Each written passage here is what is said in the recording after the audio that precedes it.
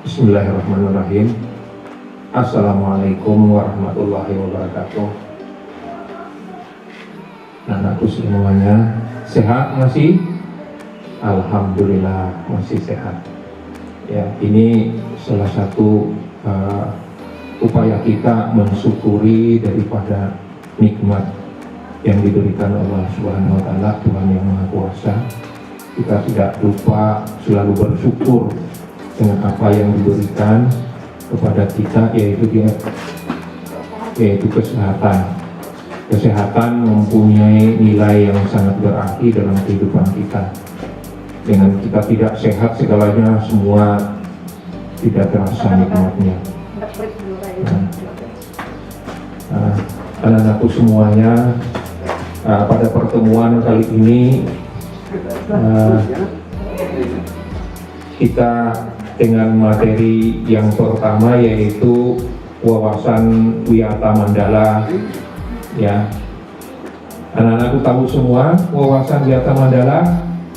Ya, mungkin Anda tidak tahu, mungkin di SMP dulu tidak pernah mengetahui artinya ini. Ya, wawasan Wiyata Mandala itu artinya yaitu kata wawasan itu sama dengan artinya kita memandang, cara pandang kita, cara tinjauan kita, ya, tanggapan kita terhadap sesuatu yang ada di depan kita atau di pandangan kita itu secara apa, ya, kalau di sekolah ini, ya. Kemudian kata wawasan ini selain menunjukkan kegiatan, mengetahui isi, juga untuk mengetahui isinya. Jadi dengan memandang itu kita perlu juga mengetahui isi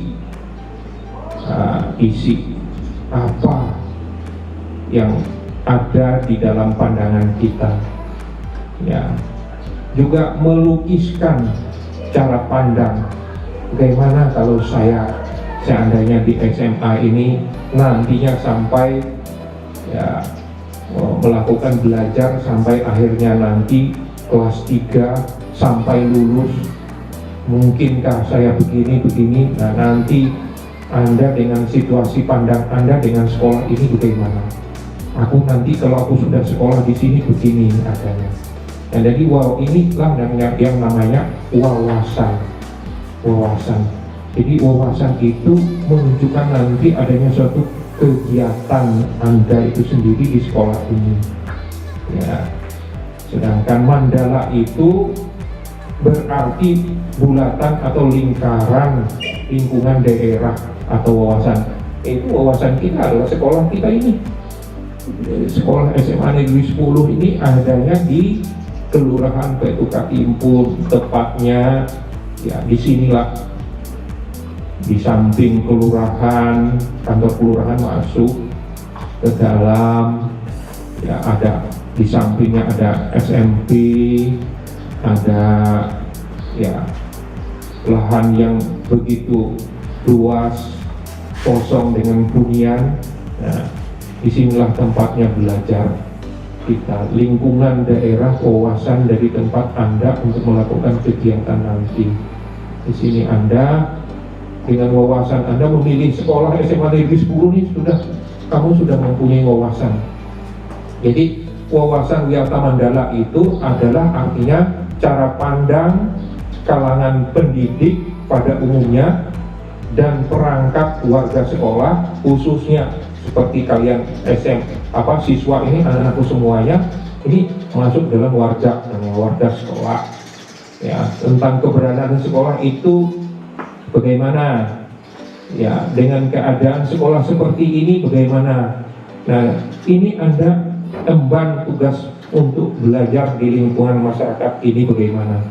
Jadi untuk dapat melaksanakan daya upaya sebaik-baiknya serta demi keberhasilan pendidikan diperlukan pandangan atau tujuan yang sama dari semua warga sekolah kita ini.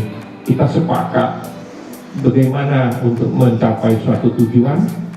Nah, di sekolah ini kita perlu ada kesepakatan. Apa kesepakatannya nanti? Ya, setiap warga sekolah wajib menjamin dan menyelenggarakan seluruh proses ya, pendidikan di sekolah ini. Apa prosesnya? Mulai dari disiplin, ya, disiplin harus kita lakukan, kemudian tata tertibnya. Nah, jadi kesatuan pandang kita nanti disebut dengan wawasan Wiyata Mandala. Nah, adapun unsur-unsur dari wawasan Wiyata Mandala itu sendiri, yaitu sekolah merupakan lingkungan pendidikan. Nah, ini lingkungan kita, nggak ada lingkungan orang seperti watak preman. Di sini orang mempunyai pendidikan di sini. Nggak ada istilah palak memalak, nggak ada di sini. Kita semua di sini adalah orang yang terdidik. Ya, bagaimana sikap orang terdidik? Nah, Anda boleh pelajari nanti semuanya adanya di sini. Nah, di sini. Kemudian unsurnya yang kedua yaitu kepala sekolah. Ya, sekolah ini ada kepalanya. Kepala sekolahnya ada yang mengemban tugasnya jadi pemimpin di sini. Jadi pemimpin di sini mempunyai wewenang dan tanggung jawab penuh atas penyelenggara pendidikan dalam lingkungan ini. Jadi kalau di sini SMA Negeri 10 ini, ya alhamdulillah seperti saya diamanahkan jadi kepala sekolah, sayalah yang bertanggung jawab penuh atas penyelenggaraan pendidikan di lingkungan sekolah ini. Tapi saya tidak sendiri melaksanakannya ini. Nanti ada kerjasama saya, baik itu kerjasama dengan guru-guru maupun dengan anak-anakku semuanya. Nggak ada guru tanpa ada siswa. Nggak ada siswa, ya nggak apa yang diajarin guru. Nah, guru ngajar siswa. Nah, kita saling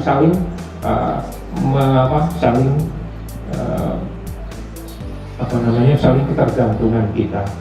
Jadi suksesnya sekolah ini, penyelenggaraan sekolah ini bukan dari saya sendiri, kita semua tadi ya, dengan adanya wawasan ini. Unsur yang ketiga yaitu antara guru dan orang tua harus saling pengertian dan kerjasama erat untuk mengemban tugas pendidikan. Itu tadi ada tanggung jawab kita bersama, saling pengertian. Kepala sekolahnya berhalangan, tentunya ada yang menggantikannya sementara. Tidak ada wakil, ada guru. Tidak ada guru, yang lainnya ada ada wali kelas. Ada wali kelas, enggak ada wali kelas, tentunya ada guru-guru yang lain. Jadi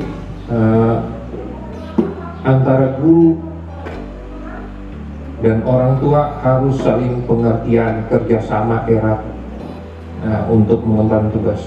Jadi guru-guru di sekolah ini juga tanggung jawabnya tidak terbatas kepada mereka guru-guru ini, tetapi juga ada peran orang tua juga di rumah.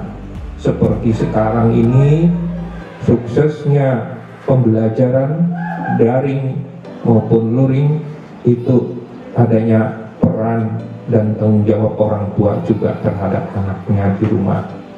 Jadi semua tugas yang ada di rumah perlu adanya kontrol dari orang tua selain daripada guru di sekolah. Jadi disinilah unsur yang ketiga. Unsur keempat adalah para warga sekolah di dalam maupun di luar sekolah harus tenang, tiada menjunjung martabat citra guru. Kita menjunjung tinggi martabat dan citra guru. Ini unsurnya. Jadi kita benar-benar warga sekolah ini mampu menjunjung tinggi daripada martabat dan citra guru itu sendiri.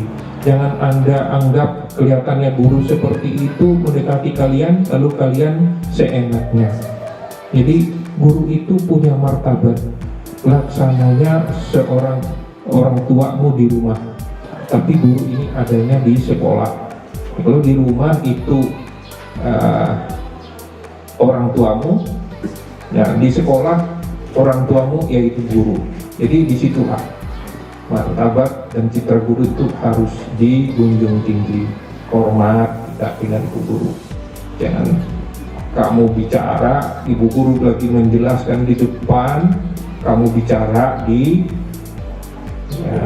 belakang, itu bikin bicara sendiri, itu sama dengan pelecehan. Jadi harus benar-benar dihargai martabat guru itu. Walaupun bagaimana, yang namanya guru itu harus ya sebenar-benarnya kamu punya. Janganlah kamu pojokkan gurumu, karena beliau adalah sosok guru namanya. Ya, unsur yang terakhir adalah sekolah harus bertumpu pada masyarakat sekitarnya dan mendukung kerjasamanya antar warga. Nah, jadi sekolah itu pada masyarakat sekitarnya mendukung adanya hubungan antar warga yang ada di sekitar sekolah. Jadi ini warga di sekitar sekolah itu, sekolah ikut mendukung ya pekerjaan apa misalnya yang ada di sekitar lingkungan sekolah itu, warganya sekolah mendukung itu, misalnya kebersihan, kesehatan. Nah, selama ini ya sekolah ikut mendukung itu, apalagi dari segi ekonomi dan sebagainya. Bagaimana pokoknya sekolah ikut mendukung apa yang dilakukan daya kegiatan di masyarakat. Nah, kemudian sekolah sebagai lingkungan pendidikan. Ini sekolah sebagai lingkungan pendidikan ini sudah jelas. Lingkungan pendidikan itu ya, sekolah merupakan wiyata mandala lingkungan pendidikan, sehingga tidak boleh untuk digunakan menyelenggarakan kegiatan yang memiliki tujuan bertentangan dengan tujuan pendidikan. Nah, ini misalnya perpeloncoan di dalam MPLS nggak ada itu. Kemudian di sini memang kita mendidik adanya ya, lingkungan pendidikan mendidik, mengajarkan sesuatu yang benar-benar bermanfaat bagi dalam dunia kehidupan. Sekolah merupakan tempat siswa belajar dan guru mengajar, tempat menuntut ilmu, tempat membina dan mengembangkan pandangan hidup dan kepribadian bangsa, tata kerama, nilai-nilai agama, ilmu dan teknologi, serta berbagai macam keterampilan siswa. Ini namanya lingkungan pendidikan. Disinilah tempatnya kita mengembangkan atau membina tempat ini ya, kehidupan berkepribadian bangsa itu. Tata kerama ini anak-anak sekarang harus diingatkan kembali, tata kerama antara sesama pun kita harus saling menghargai. Jangan Anda saling melecehkan, karena sama-sama manusia. Ya, nilai-nilai ini, tahu nggak nilai-nilai? Nilai-nilai itu artinya sesuatu ya yang kita anggap bermanfaat dalam hidup itu. Nah, apa yang bermanfaat dalam hidup itu? Ya, sesuatu yang dianggap kita perlu. Itu banyak. Misalnya keterampilan itu berarti bagi kita hidup di dunia sekarang. Nah, itu nilai-nilai. Kemudian agama. Ini jangan cuma agama, cuma hanya di bibir. Nah, ini yang saya tekankan. Di lingkungan pendidikan ini, agama ini memang diutamakan. Ya, yang beragama Islam, Kristen, dan sebagainya ini kita sama-sama saling menghargai sesuai dengan apa yang tertera dalam Undang-Undang Dasar Negara Republik Indonesia, yaitu pasal berapa? Pasal 29, ilmu dan teknologi. Nah, ini memang dunianya sekarang, apa yang Anda pegang selama ini, apa yang kita alat-alat yang kita pakai sekarang ini untuk daring, HP semua namanya teknologi yang memungkinkan kita untuk bisa melakukan pembelajaran. Ini macam keterampilan yang kita harus pelajari di zaman sekarang. Sudah enggak harus kita pelajari semuanya. Kalau enggak dipelajari keterampilan teknologi ini, kita akan ketinggalan semuanya. Ya. Jadi peran aktif siswa dalam proses belajar mengajar, persiapan belajar di kelas, aktif berperan dalam proses belajar mengajar, kegiatan ekstrakurikuler juga. Ini semua peran yang dituntut kepada Anda semuanya selaku siswa SMA Negeri 10 yang baru. Ini dituntut persiapan belajar di kelas. Jangan datang ke sekolah cuma untuk nampang, ketemu teman saja. Nah, ini harus persiapan belajarnya apa? Lupa jadwal gimana, buku ketinggalan. Nah, ini salah satu persiapan belajarnya kurang. Kemudian aktif berperan dalam proses belajar mengajar. Ini kalau guru sedang belajar di depan, mengajar di depan, menjelaskan, kamu harus siap. Ya, memperhatikan, jangan bicara dengan temannya. Dengan bicara itu akan membuyarkan Anda untuk menerima pelajaran yang disampaikan oleh guru. Kemudian kegiatan ekstrakurikuler ini juga dituntut. Ini pengalaman yang luar biasa adanya di sekolah. Ada banyak ekstrakurikuler di SMA kita ini. Ada pramuka, kemudian ada seni tari, kemudian ada olahraga. Nah, itu semuanya ini penting buat kita. Misalnya menanam tanaman juga nanti kita lakukan, menganyam, ini membuat sesuatu. Nah, bisa kita kembangkan lagi. Misalnya mudah-mudahan kita ke depan nanti ada membuat cabang lainnya, ada PMR. Ini PMR. Ini menunjang UKS nih, PMR. Teman, nah, itu semua yang dituntut kepada siswa. Nah, kemudian kondisi yang mendukung pelaksanaan Wiyata Mandala ini, wawasan Wiyata Mandala ini yang mendukungnya mentaati peraturan tata tertib sekolah. Ya. Jadi tata tertib sekolah itu harus kita laksanakan.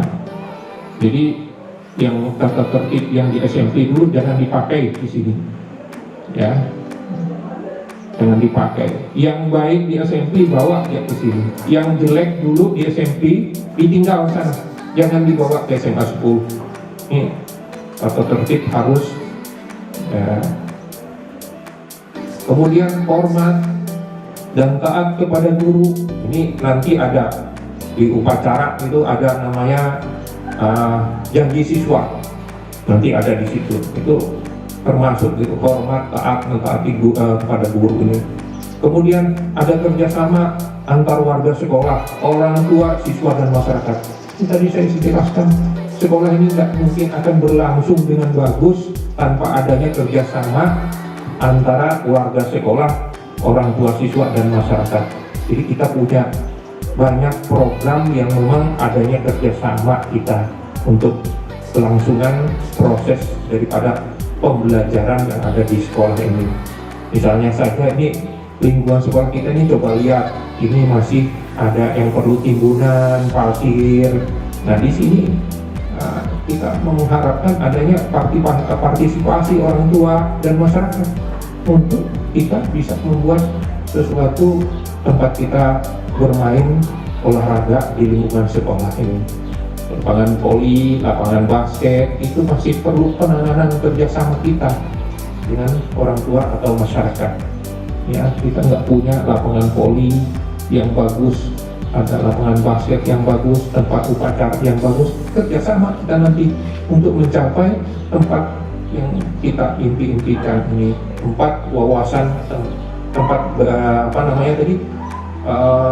melaksanakan pendidikan.